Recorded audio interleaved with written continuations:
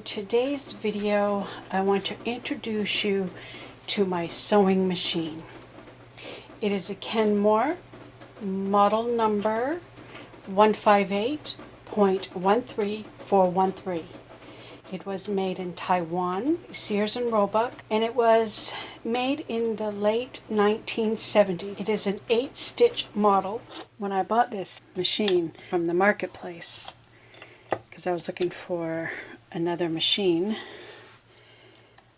the first thing I did was take it apart to make sure it was well oiled and clean, because some people neglect their machines. They don't take good care of them. And I just wanted to look at all the parts, make sure. I think I got this for $100. I don't know. Maybe it was less. I can't remember the price. Oh yeah, it's a beautiful machine. Look at all those wonderful metal parts. Because that's the first thing I did, is I opened it up, looked inside, made sure it was nice and clean, and I oiled everything that moves. I only wanted to take it apart to show you. I don't see any plastic. I mean, the exterior, you have, even this is metal. This is metal. That's one of the great things about old things. I love old things. I am an old-fashioned girl. I will show you all the parts, how they work. I will also show you how to thread it. The machine runs on 110 to 120 volts. It requires 10 amps. I own 4 machines currently. I guess you could call me a sewing machine collector. This is the sewing machine case that it came in. It looks antique, doesn't it? It locks like that. Pulled out my old machine just to show you that I still have it. It is model number 148.13220, and I have a series of videos on this machine if you have this machine and you need some helps about how it operates. It still works for straight stitching. It's a heavy-duty all-metal machine, and I've done a lot of sewing on it, but I just needed to be able to do buttons, holes, buttons, and a zigzag stitch for some jobs. So that's why I went shopping for another machine. I think I only paid $100 for this machine, and you know, it's still great. Like if I had a big sewing project and I needed some help, I could pull this machine out and then we could tag team and work on a sewing project together, me and a friend. So that's why I keep it. I won't part with it. I just keep it in this case.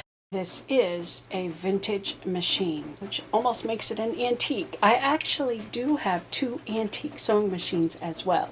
It has all metal parts inside, which is why I love it. I do not like today's plastic lightweight machines that have a lot of plastic parts. Plastic breaks down over time. Metal holds up. So I like the heavy machines.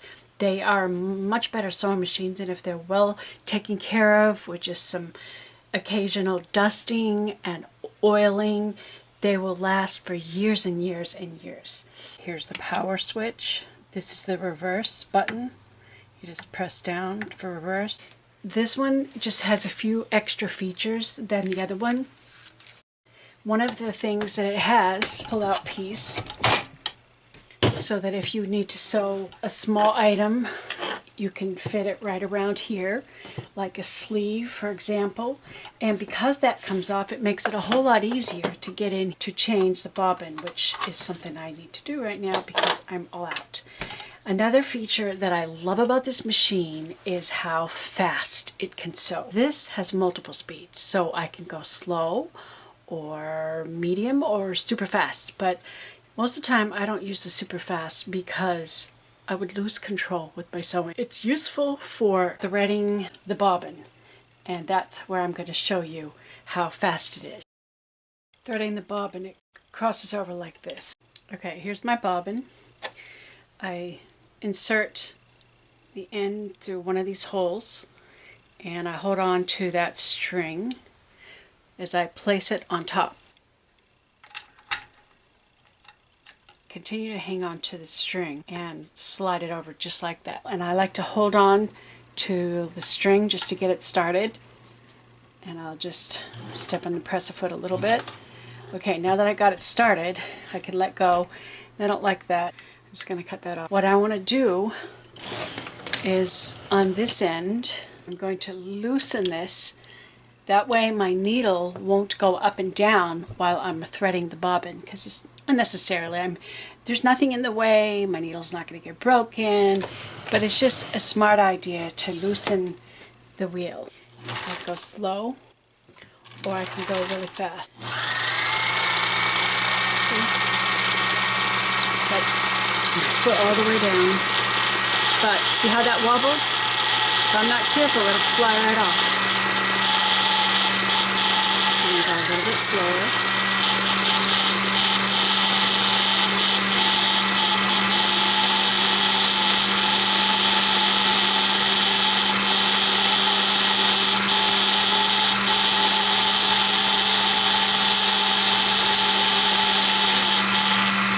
Okay, it stops automatically when it gets full.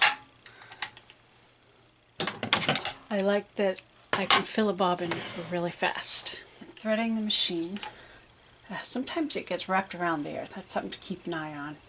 And that's something that happens too if something should pull at the bottom, sometimes I'll hear a funny sound, and what happens is the thread gets wrapped around there, so I have to be careful of that. One of the problems of being able to go too fast. Okay, so we come around this little dial down here. There's only one part about the threading of the machine that I wasn't 100% sure about. There's a little slot right here. I know this has to go around that dial, just like that. Let me get it in the center here. And then I know it has to come down here. But why is there a little slot right there? So this is what I do. I put it under here so I can take advantage of that little slot right there. And then I pull my thread like this and go around the loop. And then I let go.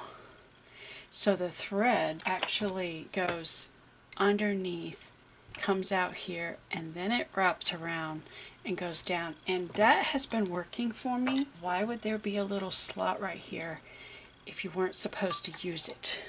Not sure, because I didn't have the manual when I got the machine, so I tried threading it both ways, and I haven't had any trouble with threading it that way. Around the tension wheel, and insert through the hole. This one doesn't have a slot. Some machines will have a slot. Oops, I didn't mean to catch that back there. Okay, so it goes down here and back up, and I like to catch it right there, and then right here. And then we just have to thread the needle. To place the bobbin in, you have it, you drop it in. It doesn't matter if the string goes clockwise or counterclockwise. And then there's a little slot right here. So you put your thread here and underneath that little part, and it comes out through the hole on the top. And then to insert it, you hold this open. See, it doesn't fall out. It's got like a little hook on it.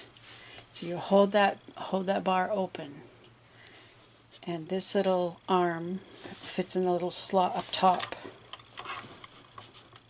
Okay, then you release that, and it should pull nice and easy. Okay, if it pulls nice and easy, then it's good. If it pulls tight, there's a problem, and you'll take it back out and see what the problem is. Okay, this part is for Frank. I know you've been asking me.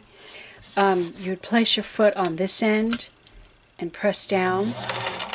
And my machine actually has different speeds. If I press it down a little bit, it goes slowly. If I press it down further, it goes faster.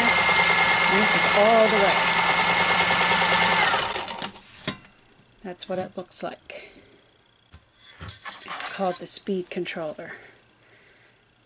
And one of the problems with using it is that it tends to slide like this as you're using it.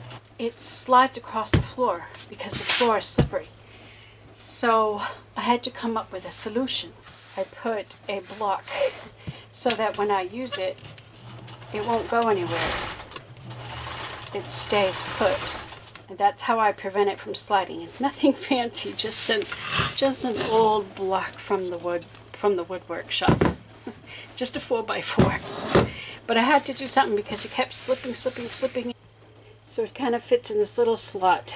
It doesn't go anywhere. Then right there, it's kind of wedged between all of my storage containers and sewing machine and patterns and whatnot. I know somebody's going to comment and say, well, if you just put carpet down, it won't slide. Yeah, you're right.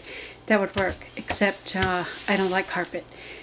And when I'm sewing, I get little pieces of fabric and all sorts of pieces of thread all over the floor. I try to hit the wastebasket, but inevitably I'm busy sewing and I don't have time to check to make sure they always drop into the trash can. But it winds up all over the place, and I prefer the smooth floors because it's a whole lot easier to clean up the mess. Carpets become like a trap for things, and they also collect dirt and dust over time, and carpets are an odor trap. So for me, carpet is not a solution. So it'll only go up to that block and then it won't go any further. And that is my solution. I know it's not fancy, but it works for me. Maybe someday I'll make a little holder that it would just fit into, but don't really have a lot of space here. I'm overpacked with supplies and I don't have a whole lot of space. So this is your tension dial. I usually keep it between 2 and 3. And this is your stitch length dial. See that red dot for straight stitching? I keep it right there.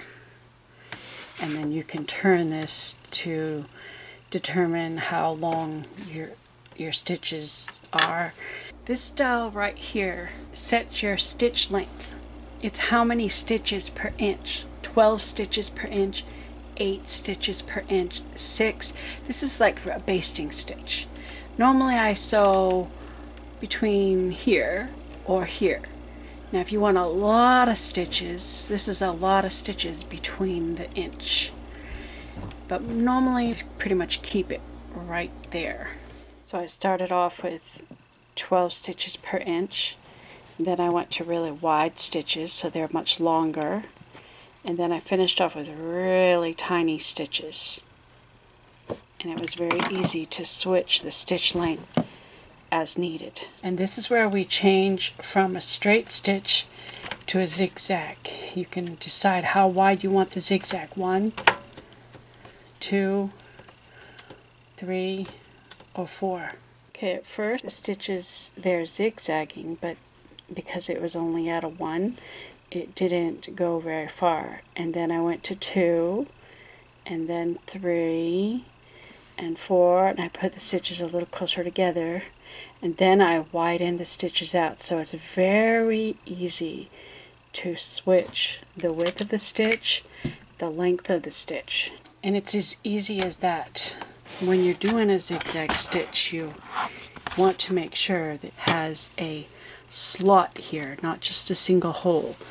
I only have one plate here for this machine. I'm trying to find a replacement plate for just a single hole for straight up and down.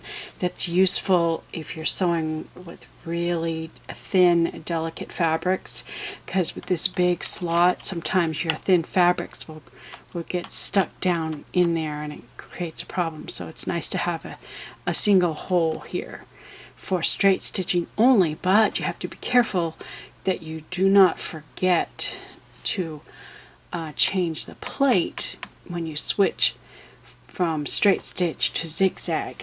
And since this machine is so quick and easy to switch from straight stitch to zigzag, because it's as easy as turning that dial right there, then you decide how close you want your zigzag, and I'll show you some of that maybe in another video, because this might become too long. My other machine, I could not get it to do a zigzag, so I couldn't do buttonholes. And even though I have all the parts and everything for it that I collected online, I found some websites online where you can buy various press-a-foots.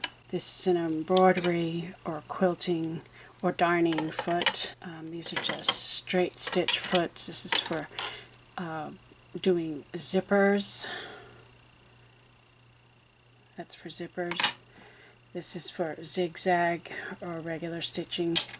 This is for doing button. This happens to be a low shank machine. It has a little slot here, and this is a very short, right here, this shank part, it's very low. So, you know, just examine, and they're attached with a little pin. Change your presser foot, slip this little slot in the screw, pull it against the shaft, and then tighten the screw. To insert a needle, this is an all-purpose needle, so it's rounded, but if you have a flat part, you'd want the flat part facing towards the back of the machine. Just make sure that your hole of your needle is facing you, and this can loosen it. Slide it up in there good and firm, and then tighten it. There is a thread cutter right here on the machine that can be useful, but you know what? I never use it because it does such a poor job. I prefer scissors. You get a smoother end with scissors. I'm going to change to a zipper foot. Take this off. Okay, here's the zipper foot. It looks a little different. The shaft goes right down in here. So it hugs the shaft, and then you tighten it.